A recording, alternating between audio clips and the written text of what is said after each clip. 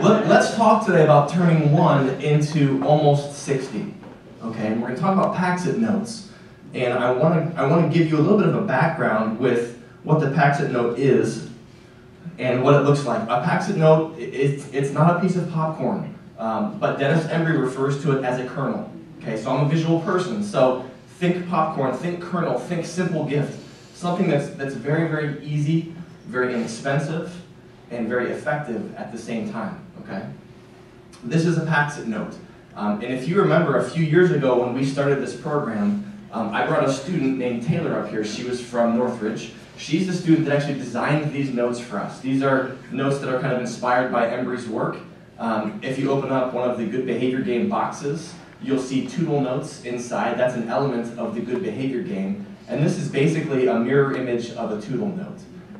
If you walk through many of the places that you work nowadays, you've got praise and recognition boards that are posted in your hallways. This is along the same vein. This is the same thread of thought, okay? Why Pax-Its? Well, as I read through these, if you will humor me for a minute, when I read one that you have an interest in seeing more of in your workplace, just go ahead and stand up for me, okay? Who wants to see increased social competence? Go ahead and stand up. I'm serious. Go ahead and stand up. Who wants to see increased academic achievement? Every educator in this room should stand up, right? Who wants to see increased work performance? Every CEO in this room should be standing. Physical health, positive climate, reduced violence, reduced aggression, reduced vandalism. These are all, okay, so we can agree, right? We've come to agreeable terms that this is definitely something that we want to see, not only from the students in our schools, but if you walk into the workplace, absolutely. We want to see these things happening in our places of work or with those that we employ. Pax-It Notes are a reward system. And so the big question that we always get is, what do I reward? Well, you reward anything you want to see more of. Okay? That's the best way to say it. And so that's going to look different for each student. That's going to look different for each employee that you have as well. Because if you have an employee or a student that struggles with attendance, and they get 5 days in a row of attendance at work or at school, and you recognize them, they're going to react differently than a student would react who has no issue with attendance, right? So what you're doing is you're just coming down with a very specific note to reward a specific action to that person. It's a personalized recognition of that you want to see more of. That's it. I want to see more of that, and so I'm going to specifically recognize that. This is a nice way to frame it. Someone makes a great achievement. They've been consistent, persistent, or steady in doing something positive. They made an improvement, and this is the one. I will say that in my role as an assistant principal, that's one of the ones that I reward the most. They did not do something that was bad. They may not have done the ultimately idealistic and desirable behavior, but at least they didn't do that bad thing that they have been doing, right? And so at least I'm going to go ahead and reward them for that. How often? Well, when you get sick of getting pats on the back, you can stop giving out Pax-It Notes. Seriously. Because if you take a look at these, hasn't corporate America figured out that we love rewards? Haven't the credit card companies figured out that if they treat us like lemmings, and as long as we spend $100,000 with their card, they're going to give us a $100 check? And we're so excited when we get that $100 check. I can't believe it, I got $100 for free. That's fantastic. And they're very good at that system, are they not? Yeah. Take a look at the credit card companies in our country. We're not as good with that, unfortunately. And what I hear some of from teachers is, well, why would I reward someone for doing what I expect? And the answer is because you want to see them do that more. Honestly, we all expect our employees to be at work on time, to work a full day, and to give 100% effort. But I don't know, I'm willing to take a bet that that's probably not happening across the board. So we do need to reward those things that we want to see some more of. Now, this is what we told our teachers. The ideal that we want to see across the county is 2 notes per teacher per week. We didn't get there. We didn't get there. But we're making our way that direction. Another unique note about the Pax-It Notes in the schools, you've got 4 different levels of affirmation, okay? So I'm in a school building, and I see a specific action take place, and bam, I'm right there and I'm recognizing that action. I'm engaging in a conversation, and I'm driving down to the question of why did you do that? Not only just what was the action, but what was the motive behind that action? That's a strong level of affirmation for that I want to see repeated again, okay?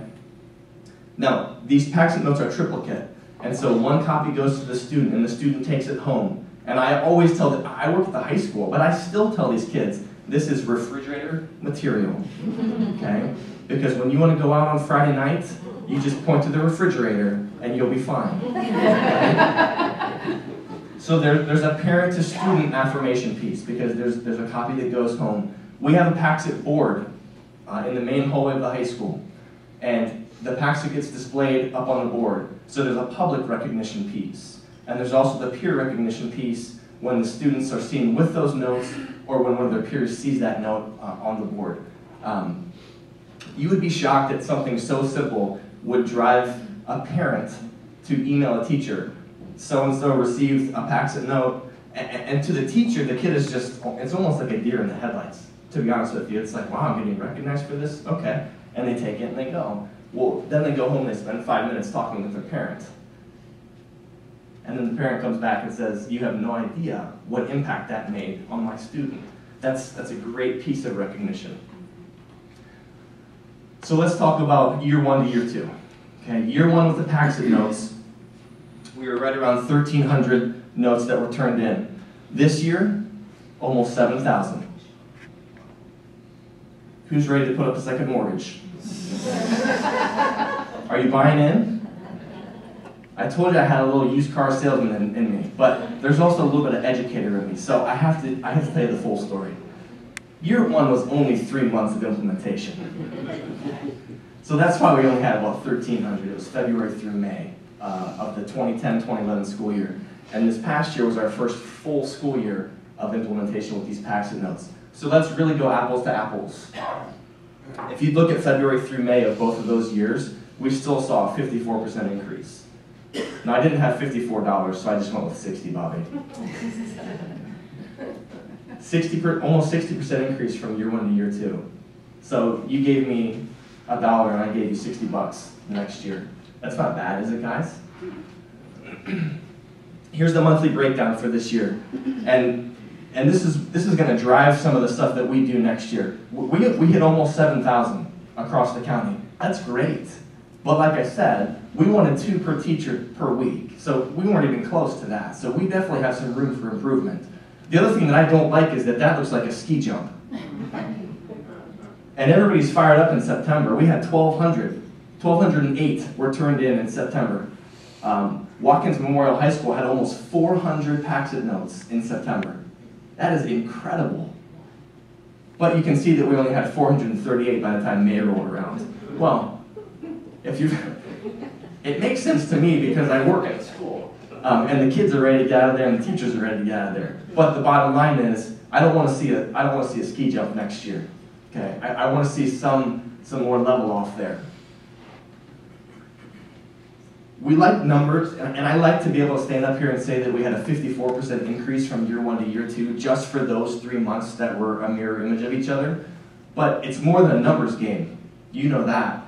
If you're throwing money into something, you don't want to just see, okay, they're handing out more notes. I would like to be able to measure impact. You know, what is this even doing for a student? We've got anecdotal stuff. I mean, I've got narrative feedback from parents that says that this is having a great impact, but I would prefer to be much more systematic than that.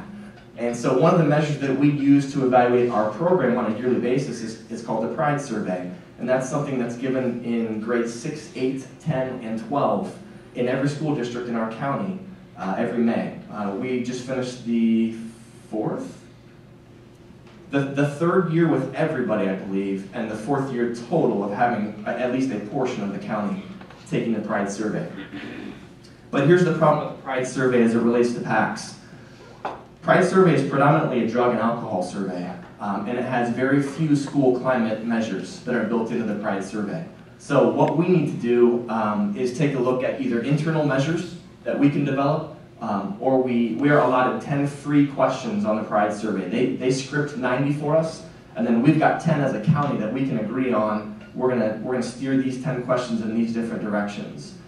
So between those 10 and between the creation of internal measures, we really need to drive at what impact are we having with students, not only short term but long term, because as you guys all stood up and agreed to, all of those long-term benefits are desirables. Those are things that we want to see not only from our students but from our employees in the county. So let's drive it both. Let's look at the short term, let's look at the long term. Impact is measured in another way as well. Impact is also measured via experience.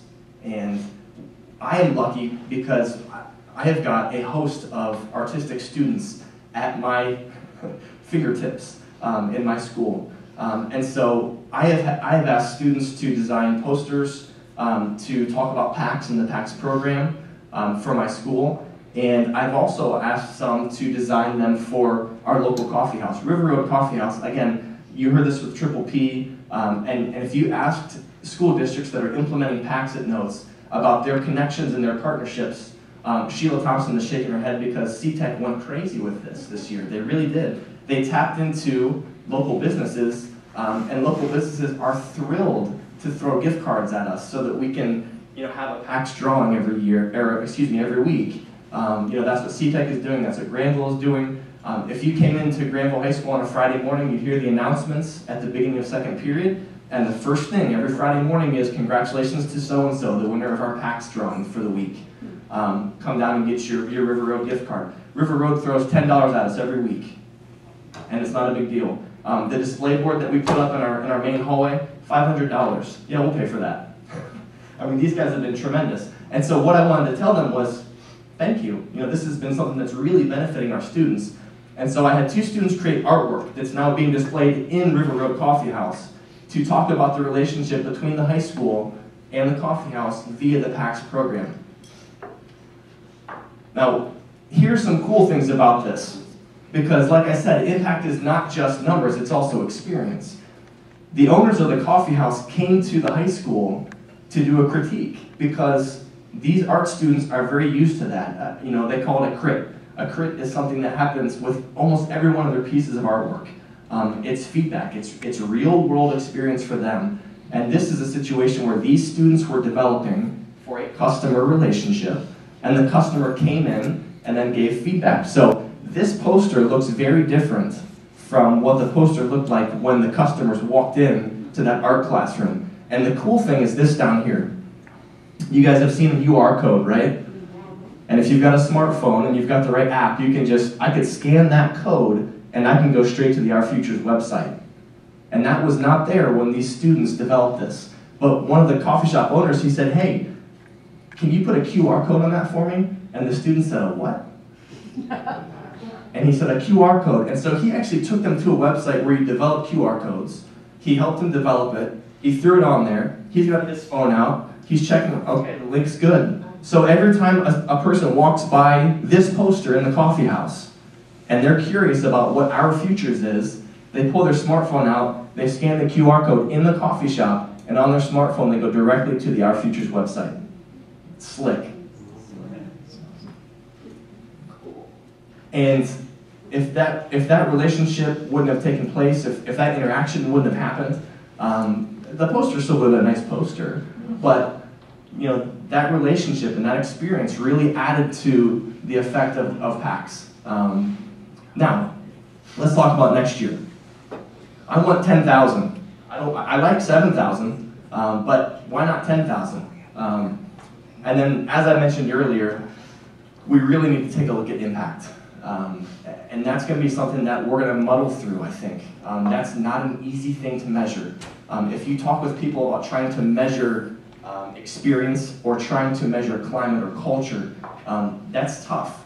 But we're going to start looking at that next year and really figuring out a way where we can get a strong measurement for that so that we can come back next year or the following year at this breakfast and give you an update, not only on numbers, but also on impact and what it's doing in the lives of the students. Thanks.